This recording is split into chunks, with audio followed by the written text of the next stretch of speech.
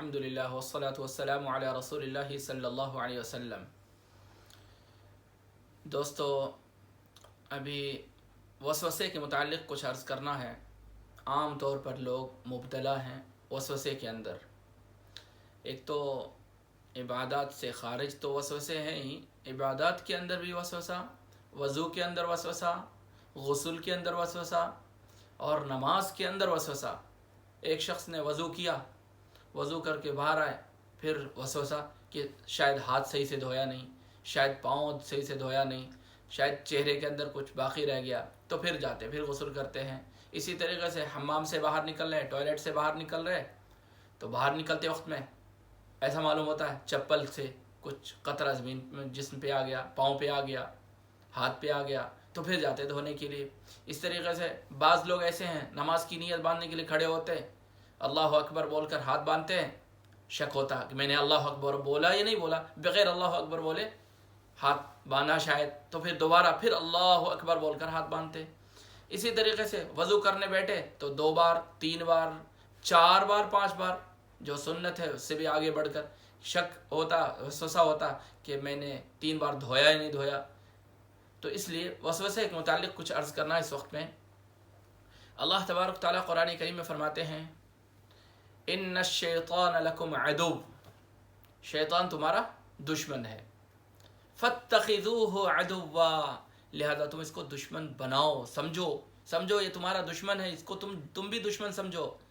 ایک تو میں کہہ رہا ہوں تمہارا دشمن ہے، لیکن تم بھی اس کو دشمن سمجھ کر اس کے ساتھ رہو کہ یہ تمہارا دشمن ہے۔ یہ ان الشیطان للانسان عدو مبین، اللہ تبارک تعالیٰ ارشاد فرماتے ہیں۔ اور خطوات الشیطان، اللہ نے فرمایا کہ خطوات الشیطان، شیطان ایک حملہ نہیں کرتا، بلکہ تھوڑا تھوڑا ہلکے ہلکے انداز میں، پہلے قطرے پر شک ڈالے گا، وسوسہ ڈالے گا، پھر آگے بڑھ کر سال گزرنے کے بعد پھر ہاتھ کے دھونے پر یا چہرے کے دھونے پر یا نماز میں شک کرنے پر وسوسہ ڈالے گا۔ اس کے لیے ضروری ہے کہ جب آدمی کو وضو میں وسوسہ ہونے کی عادت پڑ گئی ہے تو اس کو چاہیے کہ 3 بار وضو کرے، اور پھر اگر وسوسہ اس کو شک پیدا ہو کہ میں نے 3 بار دھویا یا نہیں دھویا، اس کو ذہن سے نکال دے، اور اگر اس سے 2 بار ہی ہوا، ذہن میں آ رہا کہ 2 بار ہی ہوا، تو 2 بار پر ہی وہ اکتفا کر لے، اور یہ ذہن میں ڈال لے کہ نہیں، میرا اللہ مجھ سے خوش ہوگا اور میں نے 3 بار کیا۔ تو یہ طریقہ ہے کہ اپنے وسوسے کو دور کرنے کا، شیطان سے بچنے کا۔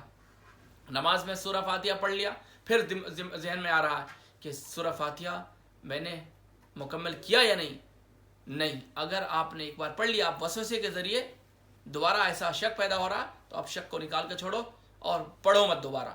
1 رکعت ہوئی ہے، پھر اس میں وسوسہ پیدا ہو رہا ہے، شک پیدا ہو رہا کہ 1 رکعت ہوئی ہے یا نہیں ہوئی، نہیں، آپ بالکل دوبارہ جو ذہن میں بات پیدا ہو رہی ہے آپ اس کی بات مت مانو، اور یہ اللہ تبارک و تعالیٰ آپ سے اس کے متعلق سوال نہیں کریں گے، کیونکہ شیطان آپ کو وسوسہ ڈال رہا ہے، شیطان آپ کو شک ڈال رہا ہے کہ دوبارہ کرو، پھر کرو۔ اس سے کیا ہوگا؟ آپ کی عبادتیں خراب ہوں گی، آپ کا ذہن خراب ہوگا، آپ کی عبادتوں کے اندر لذتیں دور ہوں گی، اور یہ عادت ڈالے گا۔ خطوات الشیطان یہ کیا؟ شیطان کے خطوات ہیں، یہ دھیرے دھیرے دھیرے آدمی کو ایسا بنا دیتا ہے کہ آدمی ہمیشہ وسوسے میں مبتلا رہتا ہے۔ لہذا وسوسہ دور کرنے کے لیے آپ جو عمل کر رہے ہو اس عمل کو 1 بار کرو اور کر کے نکل جاؤ۔ پھر اگر ذہن میں بات پیدا ہو کہ ہم نے اطمینان سے ہم نے اس کو پورا کیا یا نہیں، 1 دفعہ صحیح سے پاک ہوا یا نہیں، صحیح سے صفائی ہوئی یا نہیں، آپ ذہن سے نکال دو۔ بعض لوگوں کو ٹوائلٹ کے اندر جاتے ہیں، فارغ ہو کر باہر آتے، یا باہر آنے سے پہلے پھر جا کر پھر صفائی، پھر آ کر پھر صفائی، اس طریقے سے ان کو شک پیدا ہو کہ ہم نے صفائی کی یا نہیں، ہم نے صحیح سے دھویا نہیں، ہم نے صحیح سے ہاتھ دھویا نہیں، ہم نے صحیح سے وضو کیا یا نہیں۔ اس لیے یہ شک ہے اس وقت میں عام طور پہ منتشر ہو رہا ہے، لہذا شک کو دور کرنا، وسوسے کو دور کرنا انتہائی ضروری ہے، اور وسوسہ دور نہیں ہوگا جب تک آپ اس عمل کو نہیں کریں گے۔ 1 بار اگر آپ نے کچھ عمل کیا، آپ اس پر بالکل ثابت رہو، دوبارہ اگر ذہن میں بات پیدا ہو رہی آپ اس کو مت کرو۔ اگر آپ اس کو چھوڑ دیں گے تو انشاءاللہ یہ وسوسہ جلد سے جلد دور ہو جائے گا۔ کیوں؟ شیطانی حملے ہوں گے، شیطان آگے سے پیچھے سے، شیطان نے خود اللہ سے کہا ہے، اللہ سے قسم کھایا ہے کہ میں تو ان کو گمراہ کروں گا، ثم لآتینہم من بین ایدیہم، ان کے پاس آگے سے آؤں گا، ثم بین ایدیہم ومن خلفہم وعن ایمانہم وعن شمائلہم، میں ان کے آگے سے، ان کے پیچھے سے، ان کے دائیں سے، ان کے بائیں سے آؤں گا، ان پر حملہ کروں گا، آپ اکثر کو شکر گزار نہیں پائیں گے، ثم لا تجد اکثرهم شاکرین، ہرگز آپ ان کو شکر گزار نہیں پائیں گے۔ لہٰذا کیا ہے، ہم کو ان سے بچنا ہے۔